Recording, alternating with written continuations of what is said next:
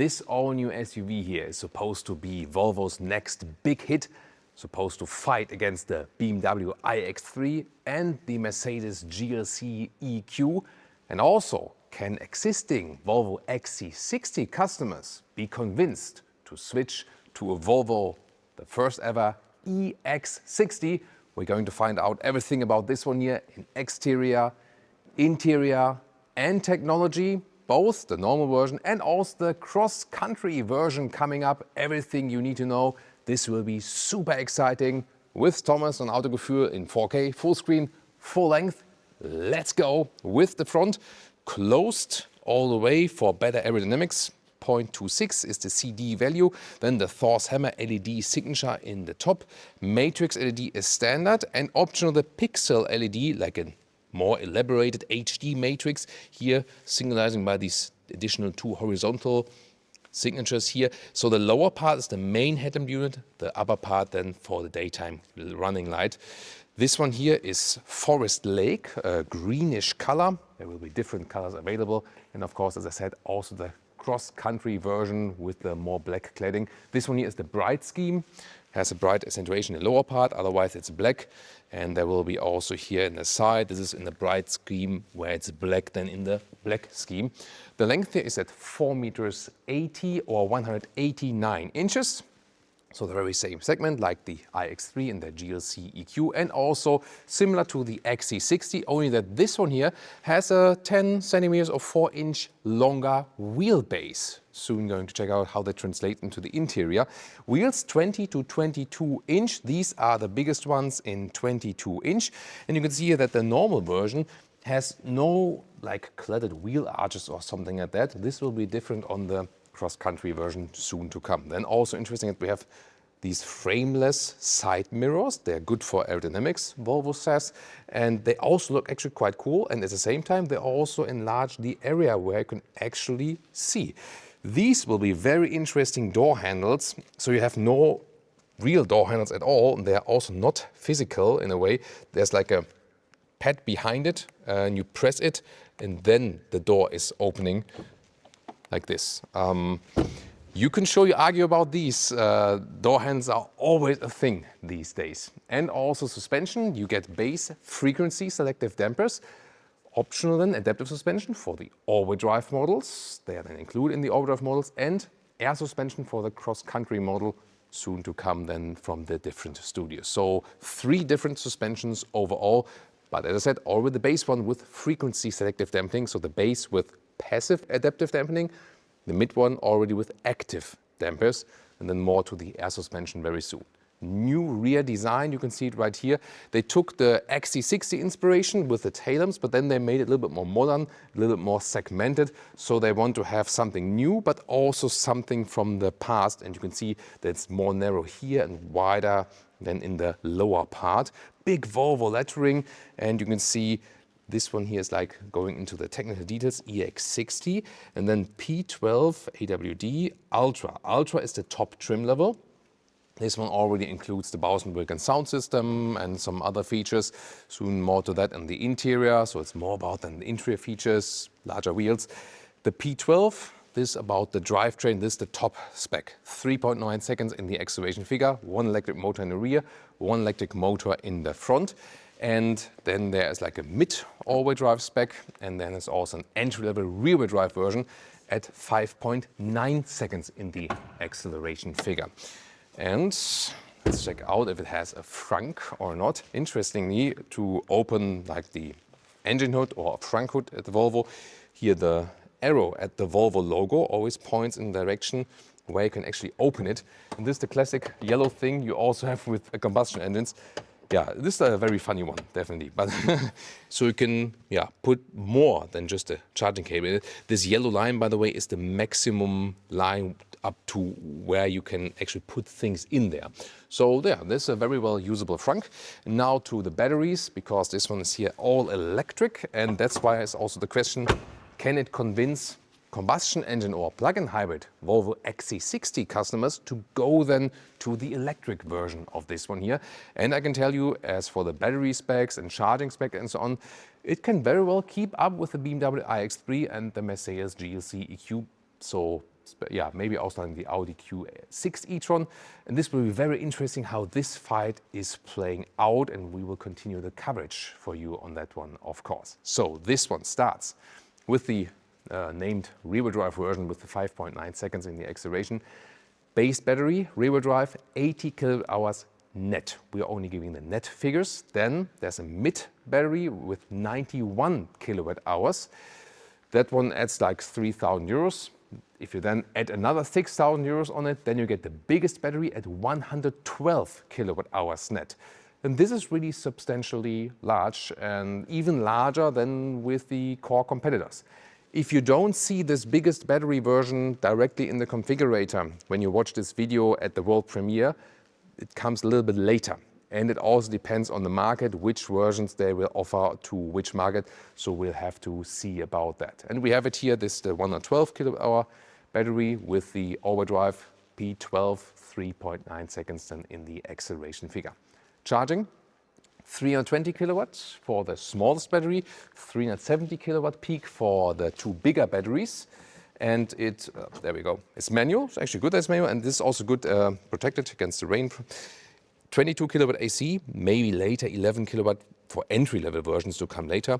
And then here the DC charging, as I said, 320 or 370. And the 10 to 80% state of charge figure is then 19 minutes for the biggest battery and 18 minutes for the smaller batteries. So overall, when you look at the vehicle and you consider the facts and figures, it's actually already quite promising. So BMW, Mercedes and Audi, Volvo, here we come. That's very interesting.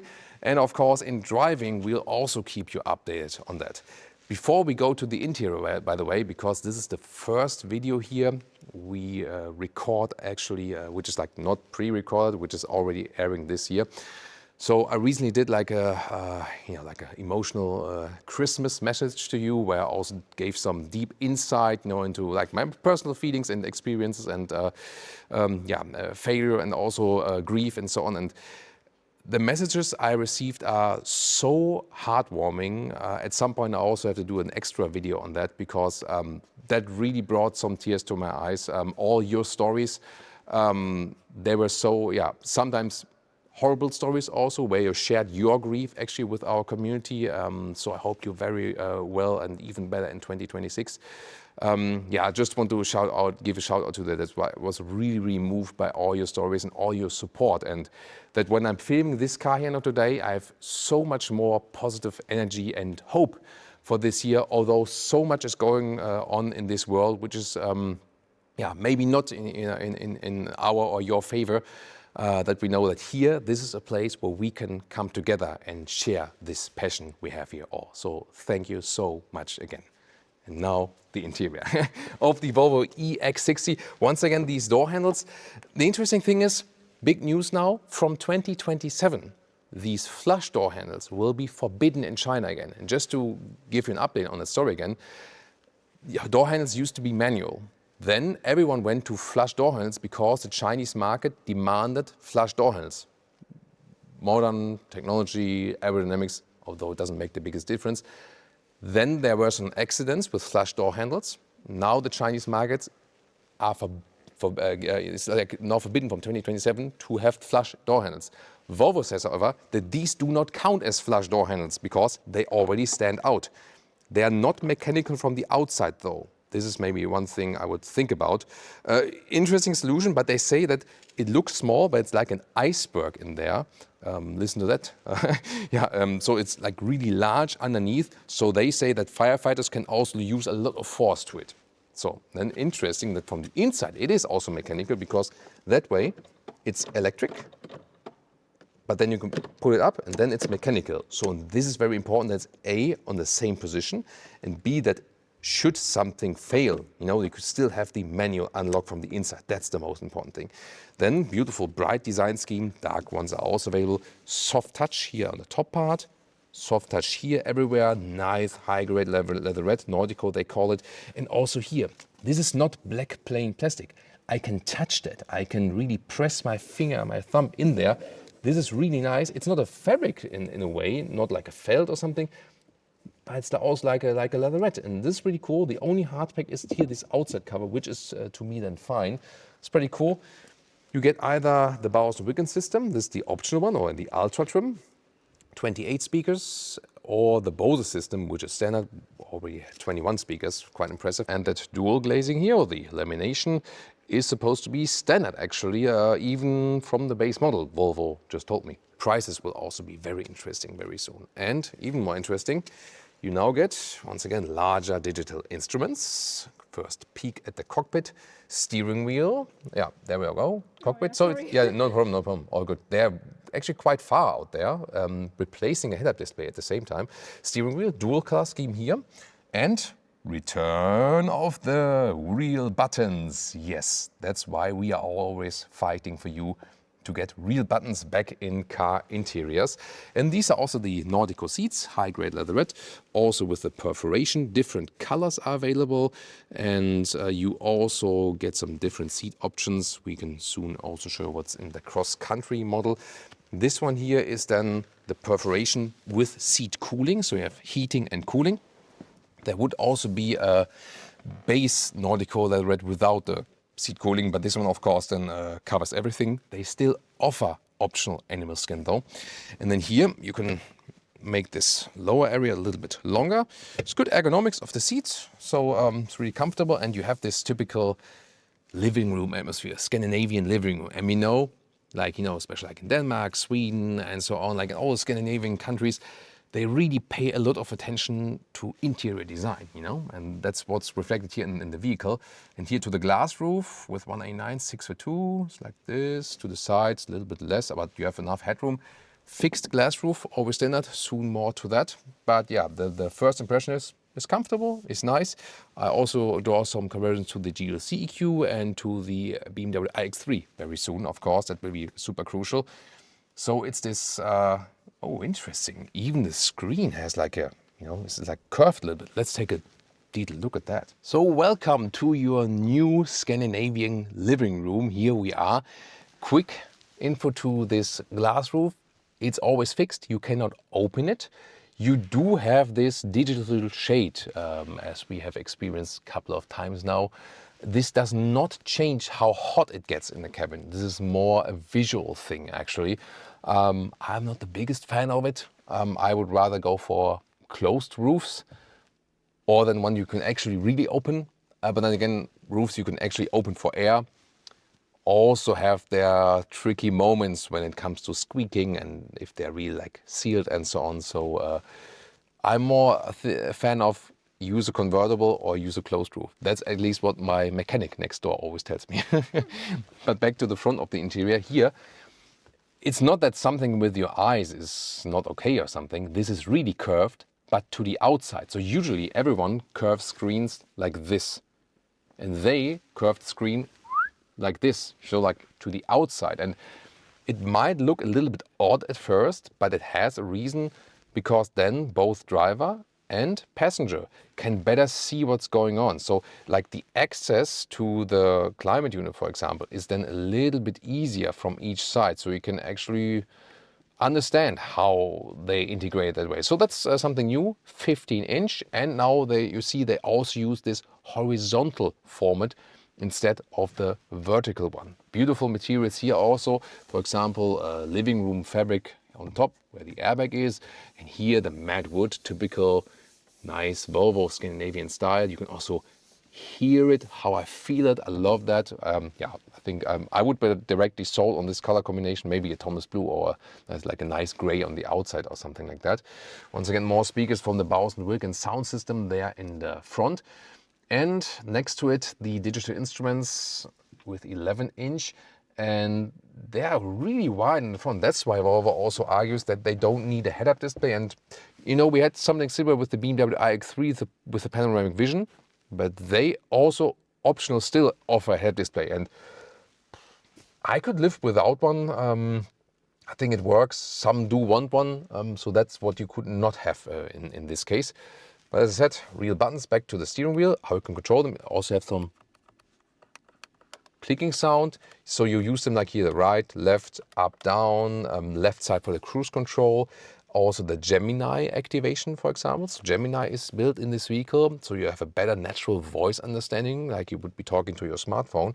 And on the right side, you control something in the digital instruments. I can also click that through, actually.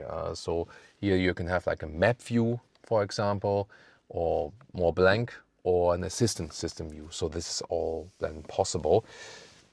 Everything is actually covered. So here also the high-grade leatherette, really soft for your elbow. You cannot fold this up, but you slide this here outside. There we go. And then you can slide these one behind. Cup holders, some adaptive lips or not. Then Leah might fancy this, maybe like for her handbag, also with felt covering. And then we also have a shared glove box, because there's no glove box here. There's like nice covering here and also here, left and right of the felt. So I don't see any high gloss black only on the screen, and black plastic nowhere, basically. So that's why we also have this joint glove box in the middle. Manual opening, there we go. This is a very new, interesting idea, and it's actually quite spacious here with another, segmentation there. Smartphone you can put on top there. It's also with ventilation, this inductive charging bit. And here, this one is when you want to use the two USB-C chargers. You can actually then put the cable here and still close it and put the cable on top. So that would be possible. Physical, yes, on the steering wheel. This is how you shift the gears. Drive, reverse, that's it. However, P on the side. Here also for the volume, this is still possible. And next song, previous song. But the climate unit is directly here, but it's actually better than in the previous versions, because now this one here, in comparison to like ES90, EX90, it's on the first level. That's like easily accessible and also pretty large, so it's easy to do that actually. And here for the seat heating and for the seat ventilation, this also quicker, better accessible. This whole vehicle is on the new SPA3 platform with mega casting. That is more to the rear. They use one big aluminum block. You maybe know this giga casting, how Tesla calls it. So they use more like one piece, like 100 pieces becomes one piece for better stability, better cost efficiency, and also weight savings. So very interesting. And of course, also new hardware and software here in the infotainment system. So it's actually quite likable. The left row here is kind of like adaptive, so to speak. So when you're parked, it's different from when you're driving. And in the lower part, you can also have some hotkey functions, like here, intelligent speed assist. So like pressing here, that's it. So there you can deactivate the EU speed chime law pretty quickly. So here with the adaptive suspension, also when I go to performance mode, off-road mode, it will already change. Base suspension would not change with the driving modes. And the air suspension, once again, does change with the driving modes. I can also adjust the steering wheel from here, but I have to do it then here on the button at the steering wheel, so Tesla alike. On the one hand, you can say it's more complicated. On the other hand, it will be saved to your user account. And then when you enter the vehicle, you will automatically, be set to your according position. And of course, they have the Google Maps integration like this, also pretty quick, very responsive. And the good thing that the route recalculations for the charging stops and so on, this is also then automatically done. So you don't need your smartphone for it. However, you can still connect it if you like, because Apple CarPlay is also available. So that would be another choice you would have here. As for the concise range you have here, when we talk about the charging stops and so on, here with the biggest battery, I have not driven this car yet, but what we know from the other competitors, what we know from standard average consumptions for the EVs and looking at the CD village and so on, I would at this moment calculate with when you drive like good motorway speeds, like not only 100 kilometers an hour, 60 miles an hour, but also like a little bit faster, like 120, 130 kilometers an hour, 70, 80 miles an hour, 500 kilometers, 300 miles, something like that. I always rather give rather negative estimations, because the official driving figures are always like exaggerating. Here, the W2LTP figure for this one here is more than 800 kilometers on the official scale. You can score that when you drive city only, but motorway, higher speeds will be something different. But we, of course, give you an update on that one very, very soon. Quickly again to the seats. I showed you the heating and the cooling. Here with the perforation, the cooling also comes through. It's a good material, feels nice. And it's also good in the ergonomics. if we now compare this interior to the main competitors, BMW iX3 and the Mercedes GLC EQ, everyone has a completely different interior philosophy. And I think that's a good thing, to give customers a choice, and that not all cars looks actually the same. And I think all of these cars have their certain, unique selling points. As for the cockpit atmosphere, I like this Scandinavian wood bright atmosphere. There's also darker scheme available, yes. Some choices are there, but design-wise, I really love that. It's also pretty clean. With Mercedes, it's a little bit screen overload, I would say, and the iX3 is more futuristic with the panoramic vision and so on, and that the screen has a different form, but all have something. Seating comfort is definitely the best with the BMW. It's also nice here, but there I would say seating comfort, BMW iX3, Volvo EX60, and GLC EQ then on the last place. So BMW really the best in seating comfort, and also the animal-free materials are even softer with BMW if you compare it here with the Volvo, for example. But still, I'm applauding them. This whole interior here, it looks premium, basically luxury. And everything you see here in this spec is completely animal-free. Once again, the proof that if you wouldn't know it, no one could tell, because it's nice, it's soft, and you can be happy with it. And you also have the seat cooling and the heating and so on. I'm really looking forward to drive this one, but let's check out the rear seats here, because as you might remember, 10 centimeters or 4 inches is the wheelbase, longer than the XC60. And that should translate into more legroom, and that's fine. Look at that here, even when I'm driving as a tall passenger. And here, once again, look at that. The seats from the rear, everything is covered. And especially the German competitors, with the iX3, they've really increased like the interior build quality at BMW.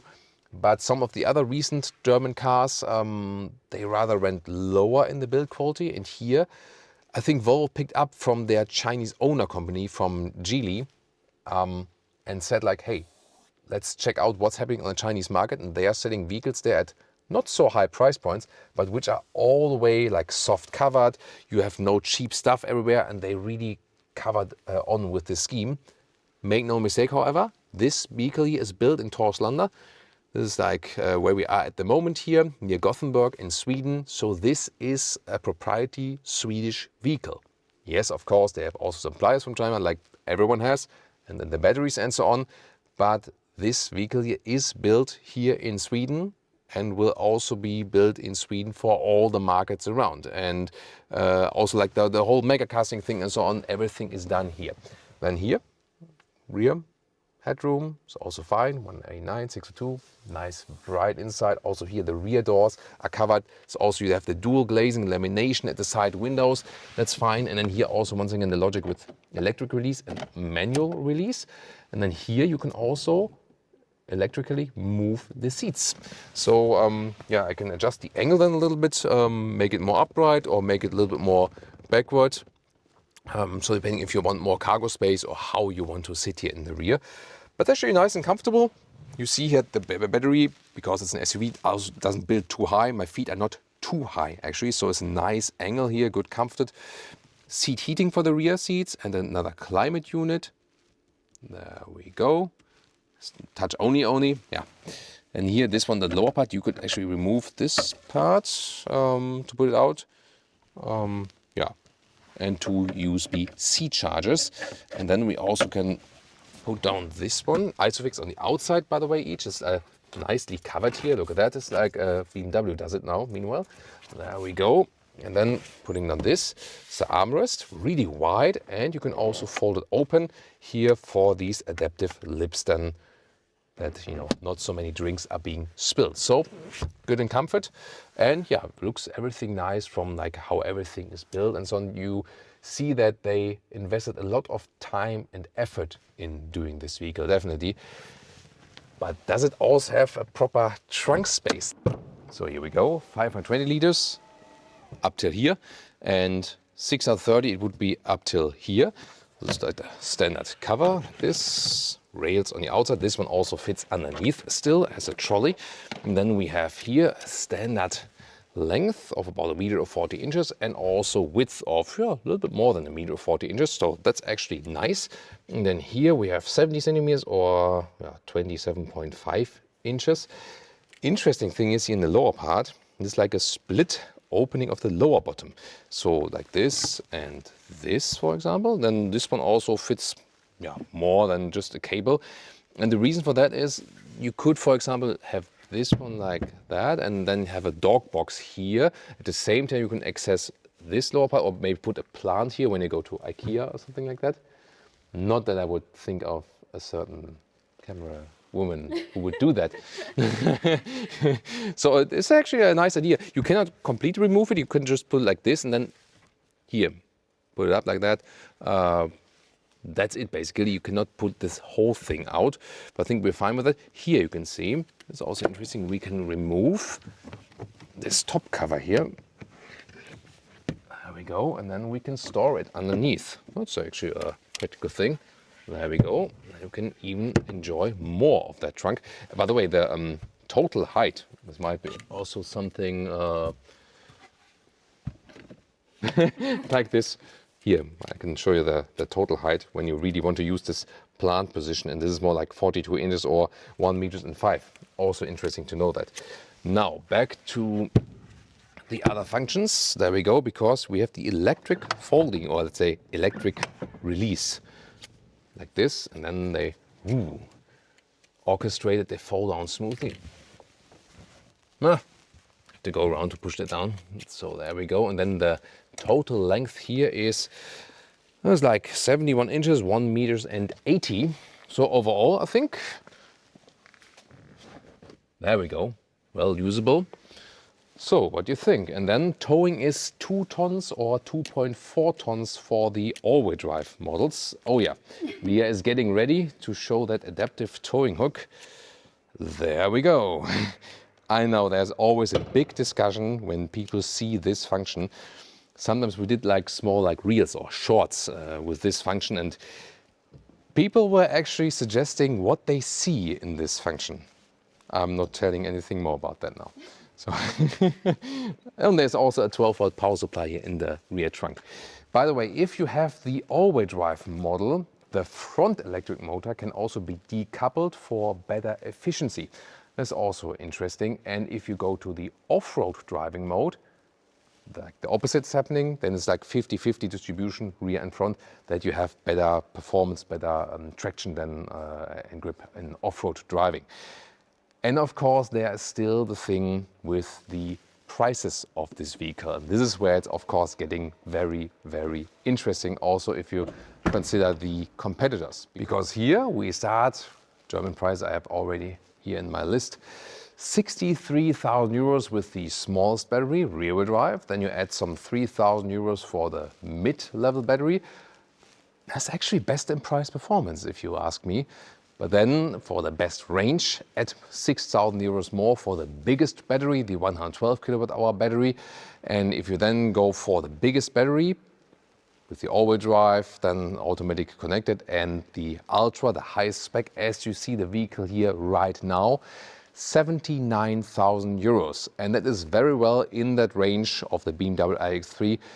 Mercedes GLC EQ might be a little bit more expensive. It always depends a little bit on the trim. But here already a lot of stuff is included. Yeah, and they offer already these 3 battery steps depending on your individual needs. My experience is that it's usually better to go for the bigger battery, especially, I mean, this is a vehicle where the use case is, this is your main vehicle. You have this car, right, for all the driving and for city, but also for long haul. So I would rather tend towards the bigger battery. If you go for the cross-country version, that adds about 3,000 euros extra, but you also already include the air suspension right there. That's why we're going to check out the cross-country right now. And now the cross-country model of the EX60 in frost green. Do you see green there? I'm not so sure, but I think it looks still quite cool, this color, doesn't it? And the differences now with the cross-country model is here. You have this, this aluminum cladding in the lower part. This is pretty special, definitely. And then you have the cross-country lettering right here. Also then the different wheel arches has wider wheel arches. You can already see it right here. And then the classic plastic cladding here. Also here, this, by the way, that they made this part here a little bit longer. This even helped with the aerodynamic efficiency. It's very interesting, right? Sometimes it's about the small parts here, definitely. And it's not only that the wheel arches are wider, the track of the car is also wider indeed. Front and rear 21-inch wheels we have here in black. And there's also like is finito. You know, you don't get the 22-inch wheels here on this one. 20-inch would be the standard. These here are also available in the bright scheme, so you don't have to go for black wheels. And then in the rear, once again, more unique in the lower bumper with the big cross-country embossed right there. And then the silver contrast in the lower part, so you get the unique styling. Also here, for example, on the top part, there again, you have the cross-country badging. Now also task for you, by the way, repeat cross-country, but like really, really fast, 5 times in a row. I won't do it on camera because, shall I try? Cross-country, cross-country, that's what I mean. And now to the technology side. So this one exclusively gets the air suspension. And what does it mean as for the ride height? So the standard ride height is 2 centimeters higher than. However, if you drive quicker than 60 kilometers an hour, it goes down to the similar level. And if you drive even faster then, it even can go more down than the standard version. And that's why the W2LTP figure, like the driving cycle range, is not so much different because it gains again then with the air suspension, with adjusting the height. And if you go to the off-road mode, having like uneven terrain and so on, then it can go even 2 centimeters higher. So then in the off-road mode, you are at 4 centimeters higher than the standard version for the best ground clearance. So this one is then, yeah, if you have some more maybe soft off-road situations and so on. It will only be available with the all-wheel drive, so starting then with the P10, and we expect also then the P12 model later on than here for the cross-country model. The interior will be even more exciting because they also have done something very unique there, and this is maybe, also one of my highlights here for today, because then here on the inside, this is first of all like a dark scheme, so contrast to the brighter we had earlier. This one, however, then here in the navy tone, that's not all in black, also with the high-grade leather red once again. This is then also the only black plastic part, but this one, once again, also soft when you touch it. Then the steering wheel in all black, so no two-tone scheme. Also matte wood, but then once again in the navy color scheme, really beautiful. And the floor mats with cross-country badging. And finally the seats, they are the highlight here. Fabric on the inside, on this part, then some leather on the outside. This, by the way, also with 75% recycling share, front part leather red again, and also here the top head restraint. They look also pretty cool. Let's see, how does it compare in the comfort? They're actually pretty good as well. So, I mean, there's even seat ventilation available here for the fabric seats, it seems. That's actually a cool thing. Maybe this is the most desired spec then here. I mean, you get the air suspension on the exterior, you get a more unique exterior. It can go down in fast driving, it can go up in off-road driving, and ventilated fabric seats here. I mean, some don't like fabric seats, but I have to say they are very I have the feeling they're actually, I mean, the same base ergonomics, but I have the feeling they're a little bit more comfortable. Take a closer look here at the rest of the cockpit. Gotta say, I mean, I like bright interiors, but this one also has something special. And as I said, you can also get the high-grade leather red, perforation, ventilation, but that one then in a dark scheme, like in black, for example. So different stuff is available. You can check out the configurator in there. What I realized, by the way, here is that the steering wheel itself from the form is very small. Not sure if you can see it on camera, but it's actually tiny for such a large vehicle already. So that's remarkable. Gotta find out how that one then reacts in driving. And I really like this navy scheme also here with the dark blue, and also then the fabric here, or this felt in the lower part is then here in black, for example. And once again, this middle console. For filming here, it doesn't look maybe that attractive because in the studio, you cannot get so much light than in here on the interior.